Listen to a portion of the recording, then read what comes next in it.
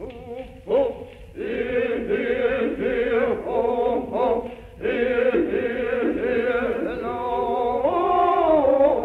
place importante dans ton travail et dans tes écrits sur ton travail, c'est la transe chamanique, ça a compté beaucoup, Oui. et le rêve. Je vais commencer par un tout petit texte de toi, dans les notes de New York. Oui. Alors je cite, « L'artiste comme le chaman sont les médiums de la vie dont rationnellement nous ne percevons que 10%. Le reste est du domaine de l'invisible et de l'esprit, enfoui sous l'eau comme la masse invisible des icebergs. » Très bien écrit d'ailleurs, entre guillemets. Merci. Je trouve que tes textes sont très bien. Merci.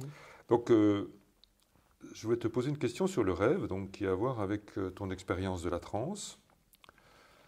Aujourd'hui, avec les avancées dans la compréhension du fonctionnement cérébral, on se rend compte que l'activité électrique du cerveau lors du rêve ou lors de l'éveil sont très proches. Est-ce que c'est quelque chose que tu peux rapporter à ton expérience propre et à l'idée que tu te fais du rêve, de la transe, de ce que tu as vécu et ton immersion dans la réalité? Oui. D'abord, une transe. J'aime beaucoup le rêve, mais la transe, puisqu'on parle de chiffres, de science, la transe, c'est un rêve puissance 100, disons. Donc c'est beaucoup plus puissant, puisqu'il faut comparer les choses. C'est difficile de les comparer. Mais je me rappellerai toujours cette énergie que j'ai ressentie dans les transes et que j'ai ressentie une fois dans un rêve, parce que j'étais allé à New York chez mon acupuncturiste Kimberly. Je lui ai dit que j'avais des problèmes à dormir. Elle m'a mis 2 aiguilles derrière les lobes du cerveau, là, derrière. Et puis cette nuit-là, j'ai fait un rêve d'une transe où j'ai rencontré la lumière que l'on rencontre quand on meurt, le vortex d'énergie. Et seul ce rêve a eu la puissance des transes chamaniques. Donc, sans doute que pendant les rêves, on peut accéder à ces niveaux de transe, mais ce n'est pas la même chose. Et je viens de faire une conférence au musée de Remiremont, et Jean-Louis, qui est un ami, qui s'intéresse aussi au champ morphique et à tout ce qui est un peu au-delà de la science, qui est dans la science quantique, des énergies quantiques. Et il m'a dit qu'une chamane a accepté d'être enregistrée quand elle était dans des états de transe, puisqu'on parle de la science. Elle a accepté que son cerveau soit enregistré. Et l'énergie de son cerveau était complètement faramineuse. Ils n'avaient jamais vu ça. Bon. C'est juste pour revenir à quelque chose de rationnel. Voilà. Mais c'est tout. Alors, la question, elle portait bien sûr sur le rêve, la transe, mais aussi sur la perception de la réalité. Parce que finalement, d'après... Bon, ce sont des théories, hein, on n'est pas... Mais il semblerait que justement, ça corresponde à la note que j'ai lue tout à l'heure, à savoir que la perception qu'on a de la réalité, elle est du même ordre que le rêve, elle est du même ordre physiologique que le rêve. C'est-à-dire qu'en fait, il semble bien que ça corresponde à ce que tu dis, à savoir que, effectivement, la perception qu'on a du réel, elle n'est pas véritablement objective. Mais non, bien sûr. Tu comprends ce que je veux dire? Et on sait que tout est vide, que nous sommes que vibrations. Tu sais très bien. Oui. Si tu ramènes toute la quantité matérielle de l'univers, ça tient dans une orange ou une pomme. Bien sûr. Donc nous sommes des vibrations. Donc cette réalité-là, on n'en a pas conscience, mais elle existe. Elle fait partie de nous.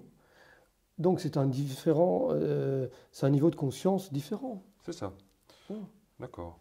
Et ça n'a peut-être rien à voir avec le cerveau, je ne sais pas où ça se passe.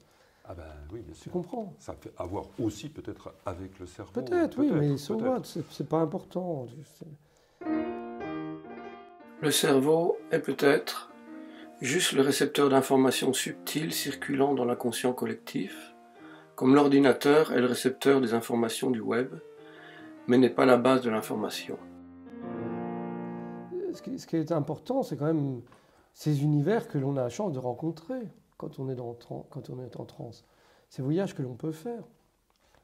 Et ça, c'est important. Oui. Et peu importe pourquoi, comment, Non, ce que je voulais simplement dire, c'est que la science contemporaine, elle semblerait aller dans ton sens. C'est ce que je voulais Mon dire. sens, oui, mais moi, je suis artiste, je parle Non, mais je suis pas, encore une Oui, fois, qui suis-je? Mais le problème, c'est que le public, et même les médecins, tout ça, sont complètement en retard par rapport à cette nouvelle science. La médecine quantique, tout ça. Puisqu'ils n'ont pas conscience. Pour la réalité, la réalité reste toujours la réalité. C'est une jambe, c'est une jambe.